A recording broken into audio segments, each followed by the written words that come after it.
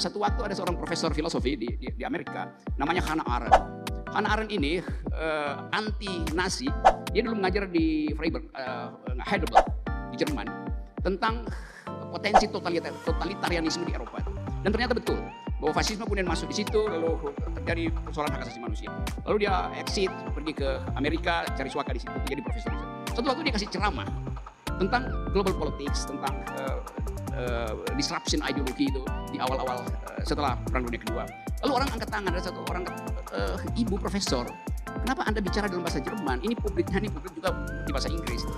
Hannah Arendt bilang begini, saya mengerti sempurna bahasa Inggris, tetapi saya diasuh oleh bahasa ibu saya.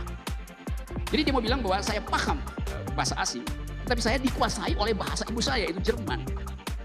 Jadi ada bagian di dalam diri manusia yang otentik, terutama yang disebut sebagai kedekatan dengan culture yang nggak bisa dievaluasi secara global.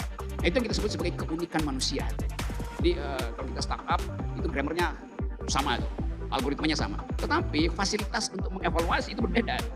Itu yang membuat kita nikmat sebetulnya. Sementara kalau tadi dibanjiri oleh digital itu rumusnya sama aja kan. Jadi kita bereaksi terhadap sesuatu yang res, yang sifatnya benda, dengan kapasitas batinia kita. Nah itu yang menerangkan kenapa dalam era digital masih ada orang yang punya hasrat untuk mencari keadilan dengan mengaktifkan pikiran tentang khilafat. Itu biasa aja, karena manusia memang ditubuhkan untuk mencari sesuatu yang final di luar grammar yang digital tadi itu.